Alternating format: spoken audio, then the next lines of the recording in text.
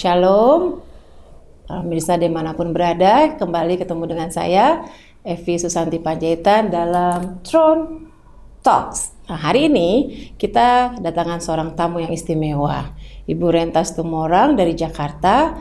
Beliau adalah klien saya yang sudah lama saya kenal dan berkecimpung dalam properti di Bali. Beliau tinggal di Jakarta, tapi ke Bali dalam usahanya dalam properti. Bincang-bincang saat ini beliau bukan hanya sebagai pengusaha properti, tapi beliau mengalami dalam hidupnya bagaimana pertolongan Tuhan Yesus yang sungguh luar biasa di dalam hidupnya. Dan beliau akan berbincang-bincang dengan kita, dan saya mungkin bisa menyapa Ibu Renta. Apa kabar? Shalom. Shalom. Mungkin Ibu Renta bisa memperkenalkan diri terlebih dahulu. Silahkan Ibu. Shalom semuanya. Nama saya Renta Situmorang. Saya sebetulnya dari Jakarta, tetapi saya juga sering ke Bali. Dan saya bertemu dengan Ibu Evi itu tidak secara kebetulan. Saya sudah mengenal lama sekali, dan setelah bertahun-tahun kemudian kami mempunyai pekerjaan yang akan diselesaikan dan bertemu kembali dengan Ibu Evi yang sangat baik hati. Luar biasa. Saya mempunyai 2 orang anak laki dan mereka sudah beranjak dewasa, dan beberapa tahun ini memang saya boleh dibilang bekerja sebagai wira swasta.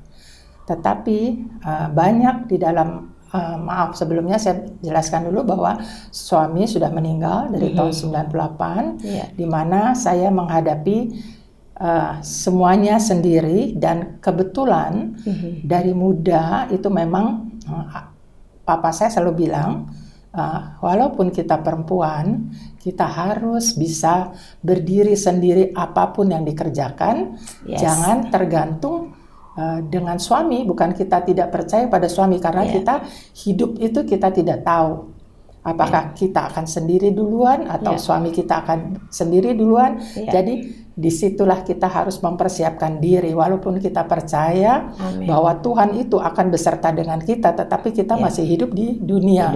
Dan Tuhan selalu senang kalau kita selalu berusaha dalam segala hal, ya, dalam rohani, walaupun tanggung jawab sebagai orang tua. Ya, betul. Orang tua. Nah, mungkin Bu Renta waktu saat ditinggal suami tahun 98 itu masa kita, kalau saya nggak salah ya, itu pada saat Pak Soeharto turun ya. Jadi sangat situasi Jakarta yang tidak menentu, ada kebakaran. Nah, itu gimana itu situasinya pada saat itu gitu, menghadapi tiba-tiba dipanggil Tuhan suami. Betul. Pada saat itu juga kita menguburkannya, memakamkannya juga tidak bisa banyak orang, karena pada saat itu Jakarta tuh lagi demo, semua tutup, toko-toko tutup, bahkan kita jalan di tol pun tidak ada orang. Iya, nggak ada yang berani keluar saat itu. Dan kebetulan setelah papanya anak-anak itu meninggal, saya harus ke Bali, Dan pada saat ke Bali itu saya mau pulang ke Jakarta pun saya harus tinggal di airport karena tidak ada pesawat. Tidak ada pesawat. Tapi puji Tuhan, setelah saya sampai di airport itu banyak yang tidur di situ. Saya kebetulan boleh dibilang mempunyai anak asuh ya. Saya tuh senang kalau kita seiman, itu mereka masih muda-muda. Saya mengerjakan sesuatu bisnis di luar kerja saya, itu saya selalu dengan mereka. Dan mereka seperti anak saya, dan dan dia berani menjemput saya ke airport. Emang saat itu tidak ada yang berani keluar. Tidak ada berani. Tapi saya juga di Jakarta waktu itu, Bu. Jadi dia jemput saya, dan dia kerja di Century itu di pertengahan. Jadi saya bilang, kamu sampai Century saya bisa pulang sendiri. Walaupun saya setir sendiri, saya takut nggak ada orang gitu ya. Dan saya kebetulan tinggal di kompleks Bintaro, itu semua dijaga dulu. Semua orang lihat saya. Dia bilang, ibu ini gila masuk sendirian nyupir. Dia nggak tahu saya dari luar kota gitu. Karena saya percaya penyertaan Tuhan selalu ada. Amin. Ya, bukan kita sombong, kita memang keadaan yang memaksa kita pulang, bukan kita mau nantang ya. Gitu. Jadi semua itu baik-baik saja. Amin. Nah, mungkin Ibu waktu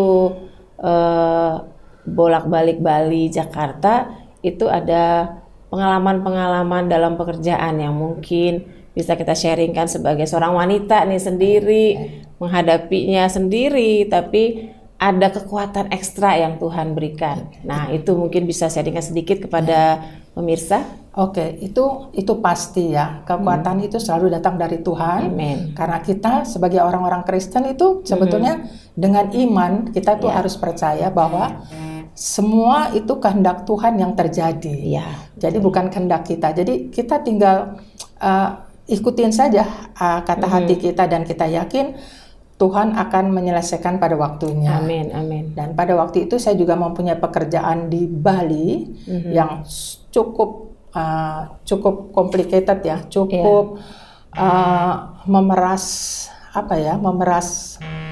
tenaga, memeras perasaan, dan pekerjaan itu lama sekali. Saya baru 17 tahun. Anda bisa bayangkan 17 tahun kalau Anda punya anak sudah remaja pada saat itu. Iya, udah 17 udah tahun. Gede ya. Tetapi saya tuh tidak memikirkan waktu, karena kita percaya bahwa apapun kita jalan, kita sebagai orang Kristen kita percaya karena Tuhan itu berdaulat. Jadi kita sebetulnya jadi orang Kristen tuh enak sekali loh. Yes. Enak sekali. Karena apa? Karena kita hanya menyerahkan kepada Tuhan. Iya. Kita berusaha yang bagian kami, ya bagian kita apalagi sebagai ibu ya, tuh harus jadi ibu rumah tangga, harus jadi kepala rumah tangga juga ya. Itu kita hanya mengerjakan aja bagian kita, nanti Tuhan yang menyelesaikan. Amin. Itu harus kita percaya, harus kita yakini dengan iman. Betul. Kalau kita begitu hidup kita itu pasti enak, pasti kita selalu sukacita. Amin. Ya. Amin. Kita sukacita pasti, karena karunia Tuhan tuh sangat luar biasa. Amin. Sangat luar biasa. Jadi walaupun saya menangani masalah di Bali ya, kebetulan kita ada masalah mengenai tanah itu. Waktu saya pertama kali dipanggil polisi, wah kaget juga nih, gimana nih urusan dengan polisi. Tapi karena pada saat itu saya harus DBAP dan segala macam, itu saya tidak punya uang untuk bawa sewa lawyer lah istilahnya, kerjasama dengan lawyer. Akhirnya saya selesaikan sendiri. Jadi tanpa bantuan lawyer saya menjawab semua pertanyaan, karena saya begitu yakin bahwa apa yang saya katakan itu adalah pertama, itu yang sesungguhnya terjadi. Kedua, kata-kata yang saya keluarkan pasti Tuhan akan memberkati kita. Kalau kita berbuat sesuatu, kita berdoa dulu. Minta ikut sertanya Tuhan. Ya. Itu pasti akan Tuhan, kalau Dia sangat senang kalau kita merendahkan diri, kita datang kepada Tuhan, kita minta tolong. Saya kalau mau ngomong gitu, saya pasti mau nangis. Amin, benar. Betul, karena itu real ya, sangat nyata gitu. Itu cuma kekuatan saya gitu. Cuma saya bilang, Tuhan, apa yang saya perbuat adalah kata-katamu, saya bilang gitu. Dan saya percaya Engkau selalu berdiri di depan saya. Jadi kalau Dia udah berdiri di depan, tidak ada yang bisa menghalangi. Betul. Untuk ke saya pasti seperti ada Tuhan. Bangsa Israel ya, keluar dari Mesir. Tuhan seperti tiang awan dan tiang api. Betul. Siapa lagi yang kita perlu takutin? Betul. Amin. Memang terus terang iman itu bertumbuh ya. Kita nggak bisa langsung begini. Itu dengan pengalaman dari muda sampai waktu gitu ya. Akan pasti orang tua kita sudah ngajarkan dari kita kecil, dan itu akan bertumbuh, dan dengan keyakinan itulah yang kita bawa di dalam hidup. Amin. Begitu. Jadi pada saat pun di pengadilan ya, kebetulan ada perdata, mungkin Anda tahu, maaf ya, pidana, perdata. Nah, pada saat pidana itu hakim tuh mau bicara sama saya, apapun pertanyaan dia saya jawab dengan gampang gitu, karena saya yang buat gitu, bukan lawyer. Kalau lawyer yang buat kan saya bingung apa saya mesti katakan gitu. Dan mungkin itu membuat sehingga dengan berjalannya waktu semua itu bisa selesai. Karena apa? Karena mungkin Roh Kudus juga bekerja kepada hakim-hakim itu. Ya, sehingga dia bisa melihat ke saya ya. Jadi mungkin dia bisa lihat, ini anak Tuhan nih gitu. Jadi saya ada apa ya? Ada wibawa ilahi ya, sehingga dia nggak bisa apa ya, berpikir yang lebih gitu dan itu juga sebetulnya saya juga nggak tahu kenapa hakimnya itu belakangan itu sudah terakhir sidang, kenapa dia pandangannya sama saya lain? Iya. Gitu loh. Dia terus, kan kita bisa lihat dari wajahnya. Kalau dulu coba terdakwa begini nih, gitu ngomongnya. Sekarang dia enggak gitu loh. Saya berpikir kenapa dia terus cara ngomongnya beda sama saya. Mungkin setelah berapa lama dia tahu bahwa bukan dia tahu. Saya rasa pertama kebenaran, kedua itu Roh Kudus bekerja. Amin. Itu sangat penting, Roh Kudus bekerja. Betul.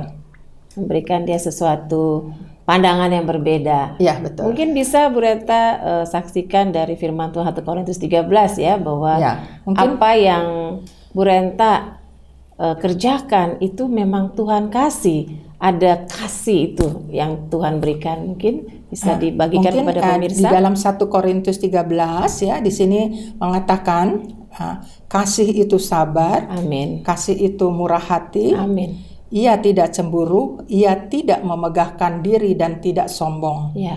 Ia tidak melakukan yang tidak sopan dan tidak mencari keuntungan diri sendiri. Ya. Ia tidak pemarah dan tidak menyimpan kesalahan orang lain. Amin. Maksudnya di sini mungkin kita harus tetap memaafkan. Memaafkan, ya. Ia tidak bersukacita karena ketidakadilan, tetapi ia bersukacita karena kebenaran. Amin. Ia menutupi segala sesuatu, percaya segala sesuatu, mengharapkan segala sesuatu, sabar menanggung segala sesuatu. Amin. Luar biasa. Ya, kita percaya ya Bapak Ibu dimanapun berada, terutama ya ibu-ibu ya seperti kita, saya dan Ibu Renta, hanya kasih Tuhan yang Dia berikan kepada kita. Dan itu kekuatan kita selama hidup di dunia ini. Apapun yang kita alami, apapun yang tantangan yang kita hadapi, kita berdoa terlebih dahulu, minta tuntunan Roh Kudus, sehingga setiap perkataan kita, pikiran kita, sekalipun kita menghadapi tantangan dalam rumah tangga, dalam pekerjaan, Roh Kudus yang menolong kita, ada Tuhan di depan kita yang real, yang nyata. Betul, ya Bu ya. Betul. Dan itu mungkin menjadi kekuatan, bukan mungkin saya bilang, menjadi satu kekuatan bagi kita semua. Terima kasih Bu Renta untuk bincang-bincang kita hari ini. Biarlah menjadi berkat, atau mungkin ada lagi, silakan. Saya untuk ibu-ibu sekalian ya, jangan merasa bahwa kita tuh lemah. Ya. Kita tuh kuat karena Tuhan Yesus. Amin. Ya, jadi apapun yang kita kerjakan, kita nggak usah khawatir gitu. Misalnya kita berhadapan orang yang lebih dari kita, kita tetap harus rendah hati dalam kondisi apapun. Itu paling penting dalam menghadapi masalah. Kalau kita rendah hati, itu otomatis ada masalah pun kita bisa menguasai diri kita. Gitu loh. Itu karunia loh, itu karunia dari Tuhan. Kita bisa menguasai diri sehingga semua dapat diselesaikan hanya karena Tuhan. Amin.